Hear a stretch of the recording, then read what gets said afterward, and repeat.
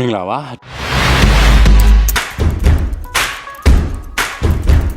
ဒီနေ့မှာတော့ကျွန်တော်ကိုယ်တိုင်ကျမ်းမာတဲ့သူတယောက်ဖြစ်အောင်အသုံးပြုတဲ့5 golden rules ကျမ်းမာအောင်နေထိုင်တဲ့9နည်းကို sharing လုပ်ပေးမယ်ဖြစ်တဲ့အတွက်စုံအောင်ထိကြည့်ပေးစေချင်ပါတယ်နံပါတ်1က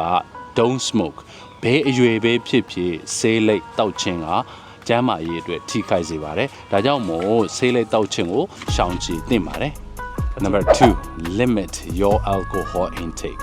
လူရည်လို့ဖြစ်လာတဲ့ကကျွန်တော်တို့ရံပန်ရံခါအရက်သေးစားဘီယာဝိုင်းဘာညာတောက်တတ်တာပေါ့တောက်တတ်တဲ့သူတွေဆိုလို့ရှိရင်တော့ short ပြီးတောက်စီချင်ပါတယ်လုံးဝရှောင်နိုင်တယ်ဆိုလို့ရှိရင်တော့ရေရှည်ကျန်းမာရေးကောင်းဖို့စူးစမ်းတဲ့သူတွေအတွက်အကောင်းဆုံးဖြစ်ပါတယ်အတက်နိုင်ဆုံး limit your alcohol short ချပြီးတော့တောက်တော့ပါ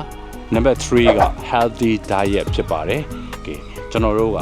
နေ့စဉ်စားတဲ့အစားအစာတွေရှိသလိုတစ်ပတ်ကိုတစ်ကြိမ်လောက်ပဲစားတဲ့အစားအစာလေးရှိပြီးတော့တစ်လကိုမှတစ်ကြိမ်နဲ့စားတဲ့အစားအစာတွေကိုရွေးချယ်ပြီးတော့အဓိကကျန်းမာရေးနဲ့ကိုက်ညီတဲ့အစားအစာတွေစားပေးမယ်ဆိုလို့ရှိရင်တော့ရေရှည်မှာကျန်းမာရေးကောင်းတဲ့လူတစ်ယောက်ဖြစ်လာမှာပါနံပါတ်4ကကြတော့ daily movement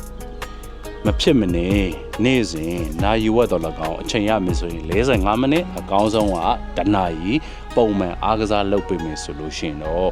သွေးလေပတ်မှုပိုကောင်းလာသလိုညဘက်အေးရေးဝဝလည်းရအောင်ကူညီပေးမယ်ဖြစ်တဲ့အတွက်ရေရှည်ကျန်းမာရေးကောင်းဖို့အတွက် exercise ကမဖြစ်မနေလိုအပ်ပါတယ်ခင်ဗျနံပါတ်5က sleep ပါ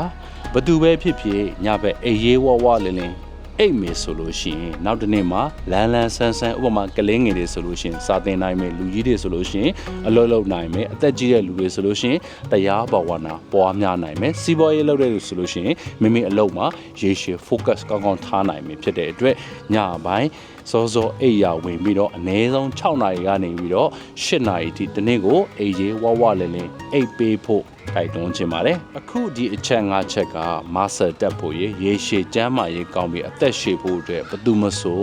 လိုက်နာတဲ့အချက်တွေဖြစ်တဲ့အတွက်အသုံးဝင်တယ်အသုံးတည့်တယ်ဆိုလို့ရှိရင်အောက်မှာ comment ရေးပေးပြီးတော့အားပေးလို့ရပါတယ် Thank you for watching Fitness Nation Cheers